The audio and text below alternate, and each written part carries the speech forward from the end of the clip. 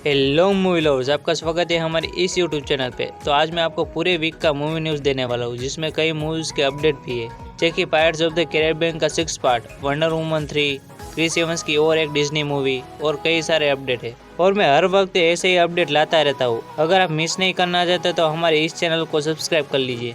तो आपका ज़्यादा टाइम ना लेते हुए वीडियो स्टार्ट करते एक छोटे से इंट्रो के साथ।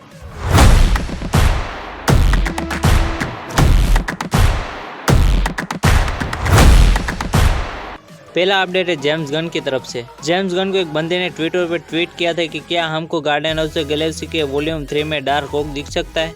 उसके क्वेश्चन का आंसर देते हुए जेम्स गन ने कहा कि dark oak almost Guardian of the Galaxy के वॉल्यूम 2 में दिखने वाला था। अब आप बोलोगे डार्क ओक कौन है, तो इसके बारे में मैं आपको शॉर्ट में समझा देता हूँ। डार्क ओक एक स्टेट लेवल का सुपर हीरो है, जिसके पास एक बार मैजिकल नेकलेस मिलता है, जिसमें से उसे पावर मिली है। वो एक जगह से दूसरी जगह टेलीपोर्ट हो सकता है, सुपर ह्यूमन एबिलिटीज है, वो एनर्जी को मैनिपुलेशन कर सकता है और कई सारे पावर है। और गार्डियन ऑफ द गैलेक्सी की लास्ट मूवी है जो जेम्स गन डायरेक्ट करेंगे।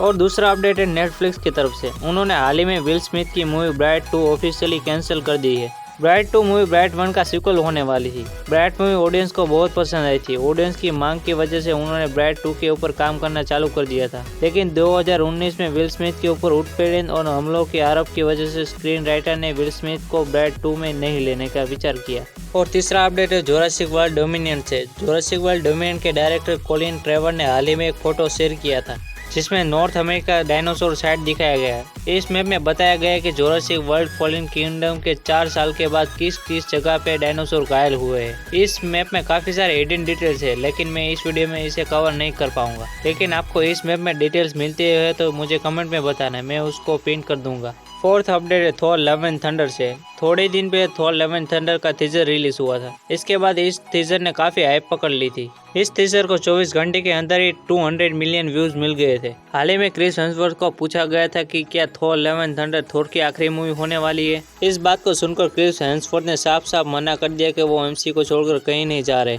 लेकिन फैन गेस कर रहे कि शायद क्रिस हेम्सवर्थ की ये मूवी आखिरी मूवी होने वाली, क्योंकि आप देखो तो ओरिजिनल 6 एवेंजर में सिर्फ थॉर ही है जो अभी तक सही सलामत है। अगला अपडेट आता है क्रिस एवंस से, जिसको आप कैप्टन अमेरिका के नाम से जानते हो।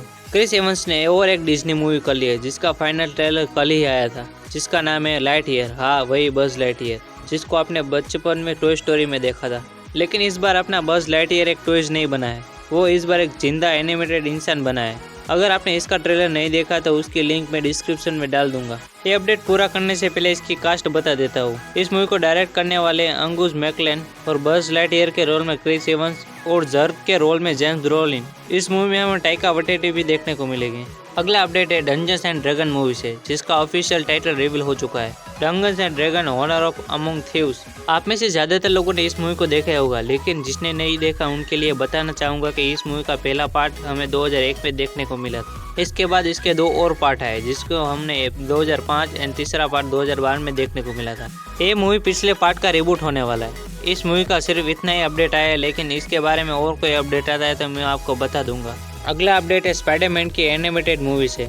आपको पता ही होगा स्पाइडरमैन की animated movie Spiderman across the Spider-Verse इसी साल अक्टूबर में आने वाली थी, लेकिन इसकी रिलीज डेट को डिले कर दिया गया है। अब ये मूवी जून 2023 को रिलीज होगी, क्योंकि हमें इसी साल और एक स्पाइडरमैन की मूवी देखने को मिलेगी, जिसका नाम है मैडम वेब। इसके बारे में काफ़ी अपडेट है, लेकिन इसके ऊपर मैं एक स्पेशल वीडियो बनाऊंगा। ये वीडियो आपको 2-3 दिन के बाद देखने को मिल जाएगी। अगला अपडेट है फिर से थॉर लव एंड थंडर से। हाल ही में मार्वल वालों ने जेन फोस्टर के माइटी थॉर का हेलमेट क्लोजअप में रखा था, जिससे माइटी थॉर का हेलमेट का प्रॉपर लुक देखने को मिला। इसके बाद टाइका वाइटिटी ने कंफर्म किया कि इस मूवी में भी जेन फोस्टर को कैंसर होगा, जैसे कॉमिक्स में हुआ था। कॉमिक्स में भी जेन फोस्टर को कैंसर होने की वजह से वो माइटी थॉर बन गई, लेकिन जब वो थॉर बनती थी तब उसका कैंसर ठीक हो जाता था। लेकिन जब वो इंसान वाले रूप में वापस आती थी तब वो और ज्यादा कमजोर हो जाती थी। हाल ही में जॉन सीना ने ट्विटर पर ट्वीट करते हुए कहा था कि वो पीसमेकर और माइटी थॉर का क्रॉसओवर करना चाहते हैं, लेकिन उस तरह से नहीं, एक क्रॉसओवर हेलमेट से होगा। जॉन सीना हर बार की तरह इस बार भी जोक कर रहे थे। अगला अपडेट है फास्ट एंड फ्यूरियस 10 से, जहां उन्होंने फाइनली फास्ट एंड फ्यूरियस 10 का टाइटल रिवील कर दिया। विन डीजल ने इंस्टाग्राम के ऊपर एक पोस्ट की थी, जिसमें उन्होंने फास्ट एंड फ्यूरियस 10 की स्क्रिप्ट को रिजेक्ट कर दिया था, क्योंकि उसमें पॉल वॉकर और विन डीजल की बहन बनी मिया, उनका कैरेक्टर का नामो निशान नहीं था। विन डीजल ने काफी इमोशनल पोस्ट की थी, जिसको आप उनके ऑफिशियल इंस्टाग्राम पेज पे जाके देख सकते हो। अगला अपडेट है पायरेट्स ऑफ द कैरिबियन की तरफ से। आपको पता ही होगा कि एम्बर हार्ट और जॉनी डेप के बीच केस चल रहा है। उस केस में जॉनी डेप को पूछा गया था कि अगर आपको डिज्नी वाले $300 मिलियन का ऑफर दे तो आप पायरेट्स ऑफ द कैरिबियन की सीरीज करेंगे। इसका जवाब देते उन्होंने कहा कि अब वो इस मूवी का और एक भी पार्ट करना नहीं चाहते। इस चीज से पता चल गया था कि पायरेट्स ऑफ द कैरिबियन की सीरीज में अब कैप्टन जैक स्पैरो का रोल नहीं रहेगा। और उनको ये भी पूछा गया था कि आपने pirates of the Caribbean movie देखी है, तब जॉनी डेप ने साफ साफ मना कर दिया कि मैंने नहीं देखी। अगला अपडेट है डॉक्टर स्ट्रेंज 1978 की मूवी से। मार्वल स्टूडियो में 1978 में जो डॉक्टर स्ट्रेंज की मूवी आई थी उनका ब्लू रे निकाला है, जिसका प्राइस है $22। और थॉर लव एंड थंडर का ट्रेलर IMAX पर 4K में आ चुका है। अगर आप 4K में ट्रेलर देखना चाहते हो तो देख लो। अगला अपडेट है जैक स्नाइडर की नेटफ्लिक्स की मूवी की तरफ से। हाल ही में जैक स्नाइडर ने नेटफ्लिक्स की मूवी रिबेल मून का पोस्टर और क्लिप शेयर किए थे, जिससे पता चलता है कि जैक स्नाइडर अब DC को छोड़कर नेटफ्लिक्स के लिए काम करेंगे। ये मूवी पूरी साइंटिफिक मूवी होने वाली है। जैक स्नाइडर ने नेटफ्लिक्स के लिए काफ़ी सारे मूवी को डायरेक्ट किया है, जैसे कि army of thieves, army of dead और कई सारे मूवी जिसका नाम मैं इस अपडेट में मैं कवर नहीं कर पाऊंगा। अगला अपडेट है वंडर वुमन 3 से। हाल ही में गैल गैडोट से वंडर वुमन के बारे में पूछा गया था, जहां उन्होंने जवाब देते हुए कहा कि स्क्रिप्ट के ऊपर काम चालू है और प्रोडक्शन को धीरे धीरे आगे बढ़ाएंगे।